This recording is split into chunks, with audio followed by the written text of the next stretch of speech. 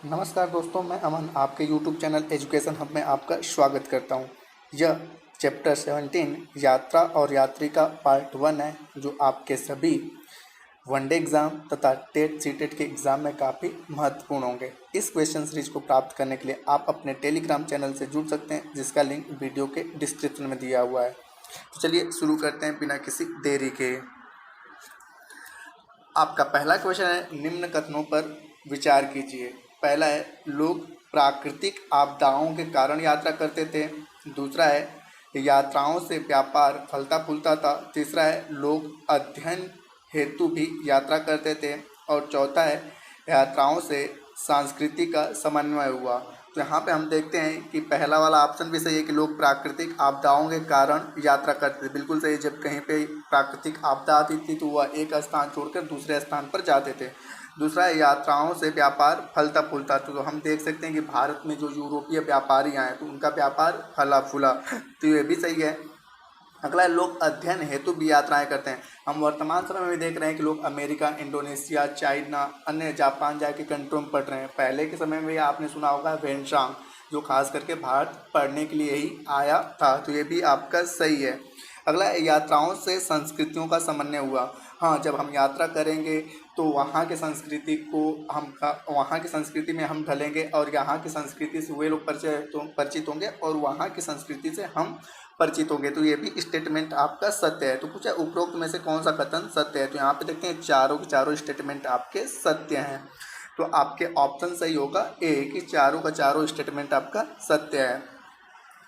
आपका अगला क्वेश्चन है, निम्नलिखित में से कौन सही सुमेलित नहीं है। निम्नलिखित में से कौन सही सुमेलित नहीं है। पहला है, यहाँ पे यात्रियों के नाम दिए हैं और शासकों के नाम दिए हैं कि कौन किसके शासनकाल में आया था। पहला है मेगास्थनीज चंद्रगुप्त। बिल्कुल सही है कि मेगास्थनीज चंद्रगुप्त मौर्य साम्राज्य का संस्थापक के शासनकाल में सेल्यूकस निकेटर, जो आपका चंद्रगुप्त जो आपका सिकंदर था, सिकंदर का जो सेना नायक था सेल्यूकस निकेटर, उसका राजदूत बनकर मेगास्थनीज चंद्रगुप्त मौर्य के दरबार में आया था और इसने इंडिका नामक पुस्तक भी लिखी थी। आपको पता होना चाहिए मेगास्थनीज ने इंडिका नामक पुस्तक लिखी थी। तो ये बिल्कुल सही है। दूसरा है फाहियान। तो फाहियान आपको पता होगा चंद्रगुप्त विक्रमादित्य, जो कि एक गुप्त वंश के सम्राट थे, तो इनके शासनकाल में बौद्ध भिक्षु फाहियान आया था। और यहाँ पे ये भी सही है। अगला है वेनसांग। वेनसांग, इसके बारे में बात करें तो यह भी चीनी बौद्ध भिक्षुक था और इसे तीर्थयात्रियों का राजकुमार भी कहा जाता है। और इसने अपनी पुस्तक सी यू की लिखी थी और यह नालंदा विश्वविद्यालय में बौद्ध धर्म का अध्ययन करने के लिए आया था। और यह किसके शासनकाल में आया था? हर्षवर्धन के शासनकाल में। तो ये भी आपका सही है। अगला इब्न बतूता। इब्न बतूता की बात करें तो यह अफ्रीकी देश मोरक्को से आया था, मोरक्को से, इसीलिए इसे मूर देश का यात्री भी कहते हैं। इब्न बतूता मोरक्को से आया था, इसलिए इसे मूर देश का यात्री भी कहते हैं। और इसने अपना पुस्तक जो लिखी थी उसका नाम था रेहला। रेहला। तो और यह किसके शासनकाल में आया था? तो यह आया था मोहम्मद बिन तुगलक के शासनकाल में, न कि अकबर के शासनकाल में। मोहम्मद बिन तुगलक, जिसको हम लोग पागल बादशाह, लंपट मुर्ख का नाम दिया जाता है, पागल बादशाह, जिसने दिल्ली से दौलताबाद राजधानी करवाई थी, उसके शासनकाल में आया था। तो यहाँ पे आप देखते हो कि सही मतलब कि कौन सही सुमेलित नहीं है, तो डी वाला आपका सही सुमेलित नहीं है। आपका अगला क्वेश्चन है, अलबरूनी उज्बेकिस्तान का निवासी था और यह किसके साथ भारत आया था? पहला है मोहम्मद गौरी, दूसरा है महमूद गजनवी, तीसरा है मोहम्मद बिन कासिम और चौथा है इब्न बतूता। तो हम देखते हैं यहाँ पे कि अलबरूनी उज्बेकिस्तान का निवासी था। बिल्कुल सही है। यहाँ पे ये जो आया था आपका 1000 समथिंग के पीरियड में आया था, 1000 समथिंग के पीरियड में आया था। तो यहाँ पे कोई इसका क्लियर डेट नहीं आता है, लेकिन यह किसके साथ आया था? तो यहाँ पे आता है कि यह महमूद गजनी के साथ, वही महमूद गजनी जिसने भारत पर 17 बार आक्रमण किया, जिसने प्रसिद्ध सोमनाथ का मंदिर लूटा था, तो उसके साथ भारत आया था। तो यहाँ पे सही ऑप्शन आपका क्या होता है? बी।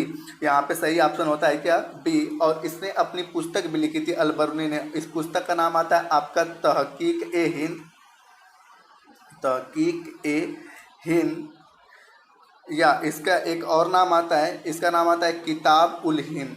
तहकीक ए हिंद कह लो या किताब उल हिंद, तहकीक हिंद या किताबुल हिंद। तो यहाँ पे सही ऑप्शन आपका होगा बी कि मोहम्मद गजनी के साथ आया था भारत, और वही महमूद गजनी जिसने भारत पे 17 बार आक्रमण किया था। आपका अगला क्वेश्चन है कि किस पुर्तगाली यात्री ने यूरोप से भारत के लिए समुद्री मार्ग की खोज की थी? आपके ऑप्शन है कोलंबस, दूसरा है बारबोसा, तीसरा है वास्को डिगामा और चौथा है डोमियो पायस। तो यहाँ पे हम देखते हैं कि भारत के लिए नए भौगोलिक या समुद्री मार्ग की खोज जो की थी वास्को डिगामा ने किया था 1498 में, 1498 में वास्को डिगामा ने किया था। लेकिन अन्य की यदि हम बात करें तो कोलंबस, अमेरिका की खोज अमेरिका के समुद्री मार्ग या अमेरिका के लिए नए भौगोलिक मार्ग की खोज किसने किया था? कोलंबस ने। और यहाँ पे बारबोसा और डोमिगो पायस जो हैं, यह दो पुर्तगाली यात्री हैं जो कृष्णदेवराय जो विजयनगर साम्राज्य के उस समय राजा हुआ करते थे, कृष्णदेवराय, उनके शासनकाल में यहाँ पर पुर्तगाली यात्री आए थे। तो यह कृष्णदेवराय के शासनकाल में आए थे, और यह भी पुर्तगाली यात्री थे, लेकिन इनके नाम कोई भौगोलिक खोज नहीं है, यह बस एक यात्री के शासनकाल में आता है। कई बार आपके एग्जाम में पूछा है कि बारबोसा या डोमिगो पायस किसके शासनकाल में भारत आए थे? तो कृष्णदेवराय के शासनकाल में। और आपने सुना होगा विजयनगर साम्राज्य, तो यह विजयनगर साम्राज्य के उस समय राजा हुआ करते थे। और वास्को डी गामा ने भारत के लिए नए समुद्री मार्ग की खोज या नए भौगोलिक मार्ग की खोज करी थी। तो यहाँ पे सही ऑप्शन आपका होगा सी। आपका अगला क्वेश्चन है, कौन सा यात्री नालंदा विश्वविद्यालय में अध्ययन के लिए आया था? कौन सा यात्री नालंदा विश्वविद्यालय में अध्ययन के लिए आया था? तो पहला आपका ऑप्शन है मेगास्थनीज, दूसरा है फायान, तीसरा है वेनसांग और चौथा है बारबोसा। तो यहाँ पे मैंने बताया था मेगास्थनीज जो कि सेलुकस निकेटर का राजदूत बन के चंद्रगुप्त मौर्य के दरबार में आया था, और इसने इंडिका नामक पुस्तक लिखी थी। फायान की बात करें तो यह चंद्रगुप्त विक्रमादित्य जो गुप्त साम्राज्य का शासक था उसके शासनकाल में आया था फायान। और वेनसांग की बात करें तो यह हर्षवर्धन के शासनकाल में विशेष करके नालंदा विश्वविद्यालय में आपका बौद्ध शिक्षा के अध्ययन के लिए आया था। बौद्ध शिक्षा के अध्ययन के लिए कौन आया था? वेनसांग, जिसको हम लोग शाक्य मुनि या यात्रियों के राजकुमार के नाम से जानते हैं। और बारबोसा एक यात्री था, खास करके यहाँ पे यात्रा पे आया था कृष्णदेवराय के शासन काल में। तो यहाँ पे सही आपका ऑप्शन होता है सी, वेनसांग। आपका संजू यात्रा पर गई थी, लौटकर उसे अपनी कक्षा में यह बताया कि वह भारत के सबसे लंबे राष्ट्रीय राजमार्ग पर यात्रा करके आई है। वह कहाँ से कहाँ तक की यात्रा करके आई है? पहला है कश्मीर से कन्याकुमारी, दूसरा है दिल्ली से अमृतसर, तीसरा है दिल्ली से कोलकाता और चौथा है दिल्ली से मुंबई। तो आपकी जानकारी के बता दें, पहले भारत का सबसे लंबा राष्ट्रीय राजमार्ग हुआ करता था NH7 जो वाराणसी से कन्याकुमारी को हुआ करता था। अभी को वर्तमान में भारत का सबसे लंबा राष्ट्रीय राजमार्ग है NH44 जो कि कश्मीर से कन्याकुमारी तक है। तो यहाँ पर हम कह सकते हैं कि यह आपका सही ऑप्शन होगा ए, कश्मीर से कन्याकुमारी। और पूछ दें कि भारत का वर्तमान समय में सबसे लंबा राष्ट्रीय राजमार्ग कौन सा है, तो आप कह सकते हो NH44 क्या है? भारत का सबसे लंबा राष्ट्रीय राजमार्ग है। और यदि सबसे छोटे की बात करें तो सबसे छोटा राष्ट्रीय राजमार्ग है आपका, सबसे छोटा राष्ट्रीय राजमार्ग है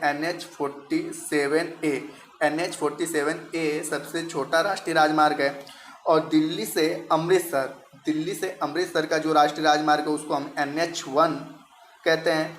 और आपका दिल्ली से कोलकाता का जो राष्ट्रीय राजमार्ग है उसे हम लोग NH2 कहते हैं, NH2। तो इसी NH1 और NH2 को संयुक्त रूप से प्राचीन काल में हम लोग Sher Shah Suri Grand Trunk Road के नाम से भी जानते थे। इस चीज़ को अच्छे से याद रख लीजिएगा कि सबसे लंबा राष्ट्रीय राजमार्ग NH44 कश्मीर से कन्याकुमारी तक, सबसे छोटा NH47A, और दिल्ली से अमृतसर के राष्ट्रीय राजमार्ग को NH1 कहते हैं और दिल्ली से कोलकाता को NH2 कहते हैं। और इसी को हम लोग संयुक्त रूप से पहले शेरशाह सूरी रोड या ग्रांड ट्रंक रोड के नाम से जानते थे। तो यहाँ पे सही ऑप्शन आपका होगा ए, बाकी अनएक्सप्लेन को आप समझ सकते हैं। आपका अगला क्वेश्चन है, उत्तर दक्षिण और पूर्व पश्चिम गलियारे कहाँ मिलते हैं? आपका ऑप्शन है ए अम्बाला, बी दिल्ली, सी भोपाल और डी है आपका झांसी। तो आपको पता होना चाहिए उत्तर दक्षिण और पूर्व पश्चिम जो गलियारे हैं वह मिलते हैं उत्तर प्रदेश के झांसी में। उत्तर प्रदेश के झांसी में, तो यहाँ पे सही ऑप्शन आपका होगा डी। अगला क्वेश्चन है, भारत में सबसे तेज गति से चलने वाली ट्रेन गतिमान एक्सप्रेस है, परंतु सबसे ज़्यादा दूरी विवेक एक्सप्रेस के द्वारा तय की जाती है। विवेक एक्सप्रेस कहाँ से कहाँ तक चलती है? आपका ऑप्शन है जम्मू से कन्याकुमारी, दूसरा है डिब्रूगढ़ से कन्याकुमारी, तीसरा है डिब्रूगढ़ से मुंबई और चौथा है सिलचर से पोरबंदर। तो यहाँ पे हम विवेक एक्सप्रेस की बात करें तो यह डिब्रूगढ़ से कन्याकुमारी तक चलती है और यह कुल 4286 किलोमीटर की यात्रा तय करती है। 4286 किलोमीटर की यात्रा तय करती है, तो यहाँ पे सही ऑप्शन आपका होगा बी।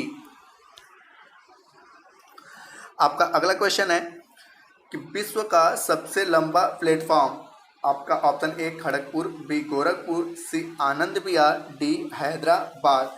तो आपने पता होना चाहिए कि पहले भारत का सबसे लंबा प्लेटफॉर्म खड़गपुर जो पश्चिम बंगाल में वो हुआ करता था, लेकिन वर्तमान समय में भारत ही नहीं पूरे विश्व का सबसे लंबा प्लेटफॉर्म आपका गोरखपुर है और जिसकी कुल लंबाई 1.3 किलोमीटर है। तो वर्तमान समय में पूरे विश्व का सबसे लंबा प्लेटफॉर्म गोरखपुर है जिसकी पूरी लंबाई 1.3 किलोमीटर है। अगला है आपका कोंकण रेलवे है। कोंकण रेलवे है, आपके ऑप्शन है रोहा से मंगलुरु तक, दूसरा है मनमाड से मंगलुरु तक, तीसरा है मंगलुरु से कोच्चि तक और चौथा है रोहा से पणजी तक।